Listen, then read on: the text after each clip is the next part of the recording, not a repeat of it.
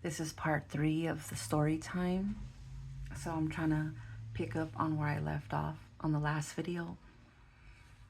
Like I said, I'm definitely more cautious when I think about dating somebody else and not really knowing the correct questions to ask them to see how severe any trauma they experienced during their childhood um, would actually impact our relationship, and if they've gotten therapy for it, like if they've made any efforts on their own this whole time to heal those traumas. Because I think that's the main question, is finding out, okay, one, do you have trauma? Two, what have you done? What steps have you taken towards healing that trauma? You know what I mean? Because if somebody is just like, I got trauma, but I haven't taken any steps, that's definitely going to be a red flag for me, because I literally learned the hard way, and I don't want to relive that, re-experience that. Um, so yeah, but right now I'm currently focused more on my career path. There was things that I wanted to do, like create music. I love to write lyrics. I was interested in acting, but I mean, I don't really, I don't really see myself becoming an actress now at my age. Even though I know there has been actors and actresses who started later on in their life and are very successful. I think I'm leaning more towards the behind the scenes of things. Like I mentioned, music. Writing lyrics to create songs. Do I want to be the one standing on stage singing them? Absolutely not. You know, um, I would love to write a TV show. I would love to write movies, and even get into learning how to produce and direct movies and TV shows. Um, because I do believe I have a very creative mindset. My imagination is so broad, and so yeah, that's what's going to be the next part of my, or the next half of my life, because I feel like for whatever reason, I I look at my marriage ending and everything that I experienced in that I needed to experience all of that. And even though it wasn't like the most pleasant way to experience things, like I said, it definitely taught me so much. Like, so much. It's, in a way, if you've been through the worst and you somehow came out the other end, then I mean, you pretty much are prepared for anything at this point, right? I mean, you rose from the ashes, and you're ready to like face the world again. So I guess in a way, I look at this as like, I'm not scared to like put anything that I'm creating out there anymore, because like I'm not even concerned about comments and criticism. I'm just more concerned of just letting anything that was suppressed within me for all these years, like just letting it out. Anything that I learned, I want to share, because if it could be of use to somebody else, why not? A lot of times people, whatever they're going through, they'll be really stuck on feeling so alone, They don't have anybody to talk to. And, you know, it feels good to come across a video that resonates with you, where, you know, somebody's saying something so specific and it makes you feel seen and heard. And if I could be that voice by just sharing my experience, then I feel like I'm winning in life. So I'm just gonna keep putting out content, keep doing what I'm doing, creating. I'm excited to hopefully soon be able to copyright a lot of my songs so that I could release them, because my goal is to try to get my songs into TV shows and movies, because I know when I'm watching a movie or a TV show, a lot of times a good song playing in the background really draws me in and really locks in that scene, that memory, and I actually love those type of songs. So I want my music to be that same type of music that does that for people that watch, you know, a certain scene and they hear a song and now they want to save that song or keep hearing that song on repeat. And then hopefully I can finish completing my first script. I want to try to give myself a deadline though, because I feel like when I give myself a deadline, I really stick to it. So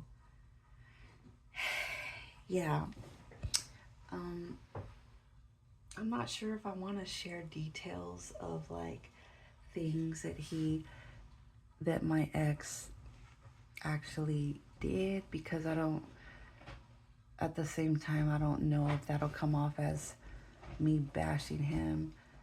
And at the end of the day, I still want to be respectful towards my kids, because they do still love their dad, obviously. So it's kind of this blurry line of how much I could share, because I want to be so transparent. And then at the same time feeling like, wait, did I say too much? But because like I said, I don't have any ill feelings towards him, but he definitely was a ball of contradictions. And I think when I was younger, there was moments where I did question my sanity, because I would see things one way and he was doing things another way, and the math wasn't mathing. And if I confronted him, somehow he would flip it to where I'm apologizing to him because he's mad at me now for reacting over something that he caused me to feel. Once I got to like the age of 28, 29, I just completely stopped engaging in his contradictions. I would just stay silent and try to protect my peace as much as I could.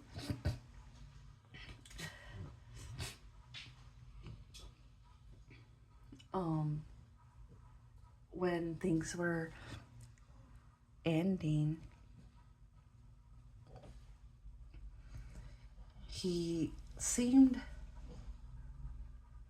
like these last 2 to 3 years, it was like an ending he really, really wanted. He was constantly announcing it to family members. He was carrying on like a single man. I mean, majority of our relationship has carried on as a single man. Only now he was letting like his drinking and substance abuse really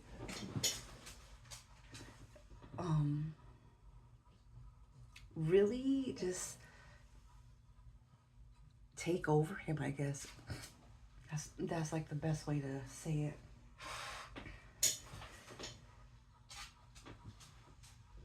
So I was confused when, I finally, you know, realized that he was definitely cheating, because I was always a firm believer in, if somebody's cheating, they wanted to get caught. They, something, like they wanted this tower moment of like a complete collapse, so maybe it rebuilds. But I mean, you don't really know if somebody else wants to rebuild with you, you know what I mean? So I don't think he was really thinking it through, because like I said, I've always had my suspicions that he was cheating. I just could never catch him. I could never find the evidence. And towards these last 2 years, I felt like he was leaving more evidence for me to pick up on. So when we finally had the talk where he finally asked me if I wanted a divorce, and I said yeah. And I remember telling him, you and I don't see each other in the best light, and that is very telling. And so I want a divorce. And he was like, oh, yeah, like for sure. Like, but he kept on asking if I could promise him that we could still remain friends. And I didn't know how to answer that, because we have two very different meanings of what a friend is. Because like I said, I don't want to get into too many details of everything that he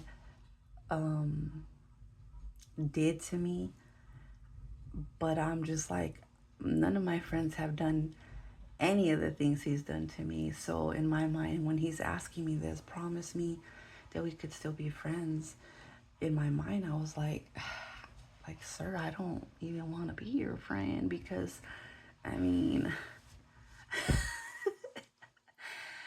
I was completely, and I'll always be completely convinced that he just did not like me, that he was jealous of me, that he just did not want to see me succeed in anything or shine brighter than him. I don't know. It was just, so I don't think those are traits, or I don't think that that's a friend. So what I was really getting from him is like, he wants me to be his friend, but he doesn't really want to be my friend, which is the same situation we had this entire relationship. So,